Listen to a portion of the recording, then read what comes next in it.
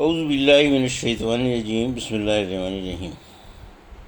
الحمد للہ رب العالمین، والصلاۃ والسلام علی سید المرسلین و خاتم النبیین، اما بعد۔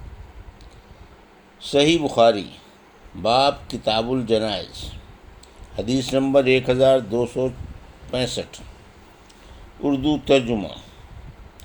دو کپڑوں میں کفن دینا۔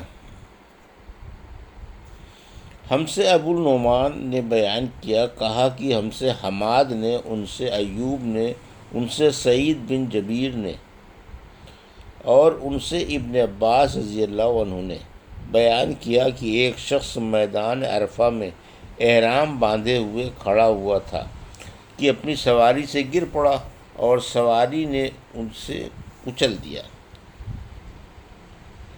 نبی کریم صلی اللہ علیہ وسلم نے ان کے لیے فرمایا، پانی اور بیری کے پتوں سے غسل دے کر دو کپڑوں میں انہیں کفن دو، اور یہ بھی ہدایت فرمائی کہ انہیں خوشبو نہ لگاؤ اور نہ ان کا سر چھپاؤ، کیونکہ یہ قیامت کے دن لبیک کہتا ہوا اٹھے گا۔ حدیث نمبر 1266، اردو ترجمہ۔ میت کو خوشبو لگانا۔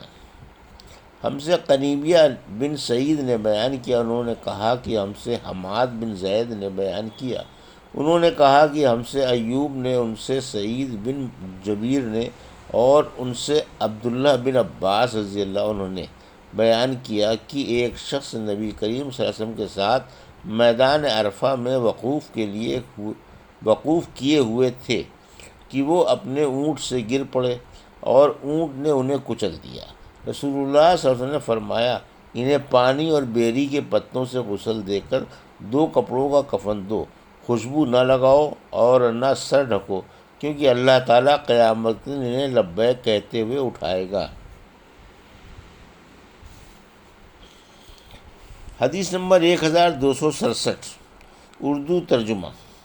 محرم کو کیوں کر کفن دیا جائے۔ ہم سے ابو النعمان نے بیان کیا، انہوں نے کہا کہ ہم کو ابو عوانہ نے خبر دی، انہیں ابو بشر جعفر نے، انہیں سعید بن جبیر نے، انہیں حضرت عبداللہ بن عباس رضی اللہ عنہ نے کہ ایک مرتبہ ہم لوگ نبی کریم صلی اللہ علیہ وسلم کے ساتھ احرام باندھے ہوئے تھے کہ ایک شخص کی گردن اس کے اونٹ نے توڑ دی، تو نبی اکرم صلی اللہ علیہ وسلم نے فرمایا، انہیں پانی اور بیری کے پتوں سے غسل دے دو اور دو کپڑوں کا کفن دو اور خوشبو نہ لگاؤ، نہ ان کے سر کو ڈھکو، اس لیے کہ اللہ تعالیٰ انہیں اٹھائے گا اس حالت میں کہ وہ لبیک پکارتا ہوگا۔ حدیث نمبر 1268، اردو ترجمہ۔ ہم سے مسدد نے بیان کیا، ان سے حماد بن زید نے، ان سے عمرو اور ایوب نے، ان سے سعید بن جبیر نے اور ان سے ابن عباس رضی اللہ عنہ نے کہ ایک شخص نبی کریم صلی اللہ علیہ وسلم کے ساتھ میدان عرفات میں کھڑا ہوا تھا، اچانک وہ اپنی سواری سے گر پڑا۔ ایوب نے کہا، اونٹنی نے اس کی گردن توڑ ڈالی، اور عمرو نے یوں کہا کہ اونٹنی نے اس کو گرتے ہی مار ڈالا اور اس کا انتقال ہو گیا۔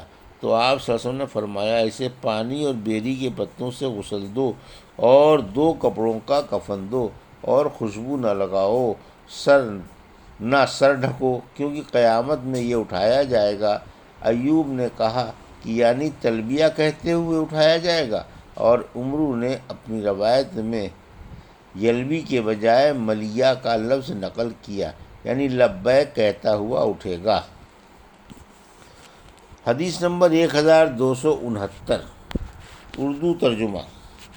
ہم سے مسدد نے بیان کیا، کہا کہ ہم سے یحییٰ بن سعید قطان نے بیان کیا، ان سے عبید اللہ عمری نے کہا کہ مجھ سے نافع نے عبداللہ بن عمر رضی اللہ عنہ سے بیان کیا کہ جب عبداللہ بن ابی منافق کی موت ہوئی تو اس کا بیٹا عبداللہ صحابی نبی کریم صلی اللہ علیہ وسلم کی خدمت میں آیا اور عرض کی کہ یا رسول اللہ، والد کے کفن کے لیے آپ اپنی قمیض عنایت فرمائیے اور ان پر نماز پڑھیے۔ اور مغفرت کی دعا کیجیے۔ چنانچہ نبی کریم صلی اللہ علیہ وسلم نے اپنی قمیض عنایت مروت کی وجہ سے عنایت کی، غائیت و مروت کی وجہ سے عنایت کی، اور فرمایا مجھے بتانا، میں نماز جنازہ پڑھوں گا۔ عبداللہ نے اطلاع بھجوائی جب آپ صلی اللہ علیہ وسلم نماز پڑھانے کے لیے آگے بڑھے تو عمر رضی اللہ عنہ نے آپ کو پیچھے سے پکڑ لیا اور عرض کیا کہ کیا اللہ تعالیٰ نے آپ کو منافقین کی نماز جنازہ پڑھنے سے منع نہیں کیا ہے؟ آپ صلی اللہ علیہ وسلم نے فرمایا مجھے اختیار دیا گیا ہے جیسا ارشاد باری ہے، تو ان کے لیے استغفار کر یا نہ کر، اور اگر تو 70 مرتبہ بھی استغفار کرے تو بھی اللہ انہیں ہرگز معاف نہیں کرے گا۔ چنانچہ نبی کریم صلی اللہ علیہ وسلم نے نماز پڑھائی۔ اس کے بعد یہ آیت اتری، کسی بھی منافق کی موت پر اس کی نماز جنازہ کبھی نہ پڑھانا۔ حدیث نمبر 1270، اردو ترجمہ۔ ہم سے مالک بن اسماعیل نے بیان کیا، ان سے ابن عینیہ نے بیان کیا، ان سے عمرو نے، انہوں نے جابر رضی اللہ عنہ سے سنا کہ نبی کریم صلی اللہ علیہ وسلم تشریف لائے تو عبداللہ بن ابی کو دفن کیا جا رہا تھا۔ آپ صلی اللہ علیہ وسلم نے اسے قبر سے نکلوایا اور اپنا لعاب دہن اس کے منہ میں ڈالا اور اسے اپنی قمیص پہنائی۔ حدیث نمبر 1271، بغیر قمیص کے کفن دینا۔ ہم سے ابو نعیم نے بیان کیا، کہا کہ ہم سے سفیان ثوری نے بیان کیا، ان سے ہشام بن عروہ نے، ان سے عروہ بن زبیر نے، ان سے حضرت عائشہ رضی اللہ عنہا نے کہ نبی کریم صلی اللہ علیہ وسلم کو 3 سوتی دھلے ہوئے کپڑوں کا کفن دیا گیا تھا۔ آپ صلی اللہ علیہ وسلم کے کفن میں نہ قمیص تھی اور نہ عمامہ۔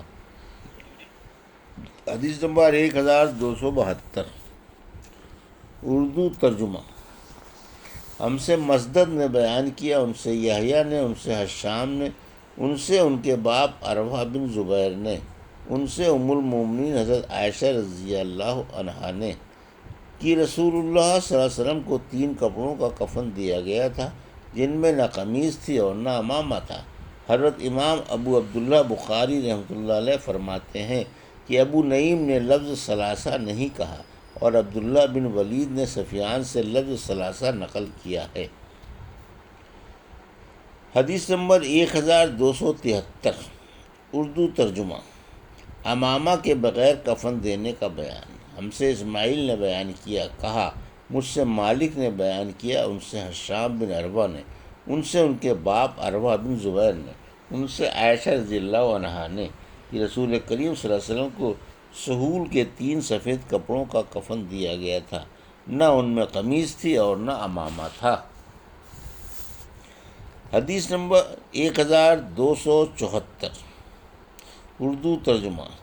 کفن کی تیاری میت کے سارے مال میں سے کرنا چاہیے، اور عطا اور زہری اور عمرو بن دینار اور قتادہ رحمۃ اللہ علیہ کا یہی قول ہے، اور عمرو بن دینار نے کہا خوشبو کا خرچ بھی سارے مال سے کیا جائے، اور ابراہیم نخعی نے کہا پہلے مال میں سے کفن کی تیاری کریں، پھر قرض ادا کریں، پھر وصیت پوری کریں، اور سفیان ثوری نے کہا قبر اور غسال کی اجرت بھی کفن میں داخل ہے۔ ہم سے احمد بن محمد مکی نے بیان کیا، کہا کہ ہم سے ابراہیم بن سعد نے، ان سے ان کے باپ سعد نے، اور ان سے ان کے والد ابراہیم بن عبد الرحمن نے بیان کیا کہ عبد الرحمن بن عوف رضی اللہ عنہ کے سامنے ایک دن کھانا رکھا گیا تو انہوں نے فرمایا مصعب بن عمیر رضی اللہ عنہ غزوہ احد میں شہید ہوئے، وہ مجھ سے افضل تھے، لیکن ان کے کفن کے لیے ایک چادر کے سوا اور کوئی چیز مہیا نہ ہو سکی۔ اسی طرح جب حمزہ رضی اللہ عنہ شہید ہوئے یا کسی دوسرے صحابی کا نام لیا، وہ بھی مجھ سے افضل تھے، لیکن ان کے کفن کے لیے بھی صرف ایک ہی چادر مل سکی۔ مجھے تو ڈر لگتا ہے کہ کہیں ایسا نہ ہو کہ ہمارے چین اور آرام کے سامان ہم کو جلدی سے دنیا ہی میں دے دیے گئے ہوں، پھر وہ رونے لگے۔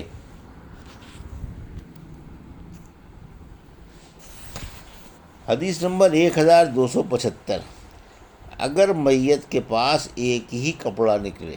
ہم سے محمد بن مقاتل نے بیان کیا، کہا کہ ہم کو عبداللہ بن مبارک نے خبر دی، کہا کہ ہم کو شعبہ نے خبر دی، انہیں سعد بن ابراہیم نے، انہیں ان کے باپ ابراہیم بن عبد الرحمن نے، کہ عبد الرحمن بن عوف رضی اللہ عنہ کے سامنے کھانا حاضر کیا گیا، وہ روزے سے تھے۔ اس وقت انہوں نے فرمایا، ہائے مصعب بن عمیر شہید کیے گئے، وہ مجھ سے بہتر تھے، لیکن ان کے کفن کے لیے صرف ایک چادر میسر آ سکی کہ اگر اس سے ان کا سر ڈھانکا جاتا تو پاؤں کھل جاتے، اور پاؤں ڈھانکے جاتے تو سر کھل جاتا، اور میں سمجھتا ہوں کہ انہوں نے یہ بھی فرمایا، اور حمزہ رضی اللہ عنہ بھی اسی طرح شہید ہوئے، وہ بھی مجھ سے اچھے تھے۔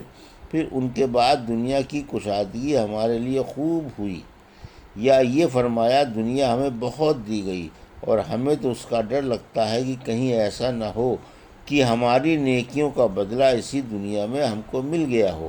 پھر آپ اس طرح رونے لگے کہ کھانا بھی چھوڑ دیا۔ یہ تھی صحیح بخاری باب کتاب الجنائز کی حدیث نمبر 1265 سے 1275 کا اردو ترجمہ، جو ابھی آپ نے سماعت فرمایا۔